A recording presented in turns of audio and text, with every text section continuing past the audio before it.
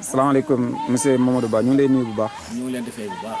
waaw tey ñu ñëw doxantu fii si Ndiombril ngir visiter toolu maraîchage yi nga xamante ni gis nañ ko si territoire communal bi yëpp tey ñu ñëw sa dëkk ban gis-gis nga am ci projet yi. bon projet bi de man gis-gis bi ma ci am mooy lañ ci namoon yëpp ñu ngi ko cay gis mooy développement bañ ca soxlaw ak mun a dajale nit ñi aussi. parce que ci kanam tuuti rek boo gisee boo toogee fii da ngay jigéen fii lay ñëw nekk fi daanaka ba ay boobu ñu ngi door a def donc loolu benn la ci waaye aussi jigéen ñi dañ ciy daje di liggéey di ci for dara di yóbbu seen kër voilà di for dara di dugal seen kees donc yooyu yëpp ay avantage la yoo xam ne wax dëgg yàlla mu ngi def lu rafet.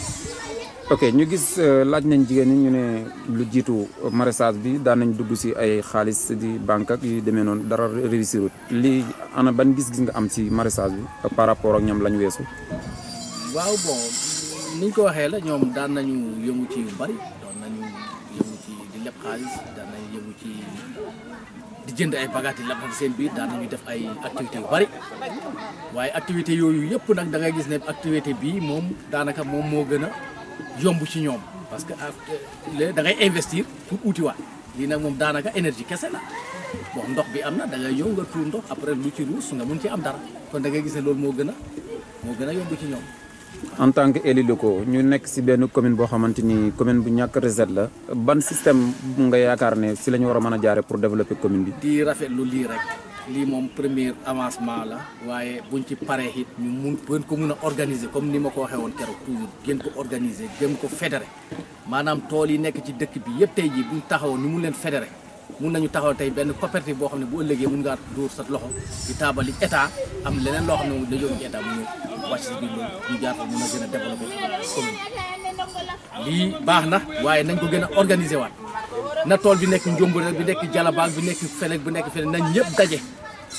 ñu fédéré ñu def benn coopérative boo xam ne dañ ko taxawal ba bu ëllëgee nga xam ne juróom fukk ya doon génnee ca poosu bonne volonté ba ñaar fukk mooy génn fanweer da mën a génn ci keesu état en tout cas loolu su ma mébél te maa ngi liggéey ci loolu incha allah. léegi ki nga xam ne moom moo initié di jéem di ko def ci commune bi te amul benn ndimbal état boo amoon benn message booy lancé état wala beneen bonne volonté lan nga koy wax. ñaanal ko rek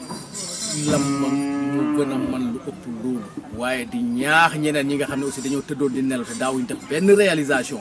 vraiment ubbi na buntu bi pour kenn ku ci nekk bépp personne bonne volonté bu nekk ci commune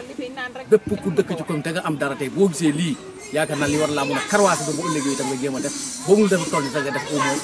benn pas boo xamante ni pour développer. suñu laaj bu mujj est-ce que li ëpp si jigéen ñi dëkk bi ñoom apprécier nañ geste bii nii. ñëpp a ko apprécier dafa fekk ne fii ñaari tool la fi nekkoon dégg nga tool bi muy laata taxaw boo xam ne benn tool boo xam ne amul jaar taxawal na ko fa am na groupe boo xam ne fa lañ nekk waaye fii wax dëggal ñu koy apprécier parce que buñ xëyee ñu ngi fi buñ gontee ñu ngi fi ñetti groupe lañ ko def xaw ma ñeenti groupe ñu mag ñi groupe jéeg yu ndaw yi ak groupe ñi nga xam ne ñoom ñoo nekk ci doom waaye ñëpp a ngi koy rafetlu parce que kenn ku ci nekk tey boo xëyee war a togg sa kër da nga ñëw dugg fii lijjanti sa boo amee sa fan sa boo amee yóbbu boo amul yóbbu def togg kon loolu nit mënu koo am ci dëkk ñax ko apprécier yaakaar. président sa kàddu gu mujj. di leen sant leen gërëm rek di leen wan ne lii mooy liggéey bi parce que liggéey ñaar a koy doxal mooy évaluation ak suivi liggéey moom da nga koy topp boo paree nga jàngat ko waaye liggéey bépp liggéey boo xamante ni doo ko topp doo ko évaluer amul topp yaakaar naa boobu liggéey moom réussir te yéen a ngi ci yoonu topp liggéey bi kon ñu ngi leen di sant leen gërëm. ñu ngi lay jaajëfal. ci Ndiombril reportage caméra Awa Ba Mohamed jaajëf.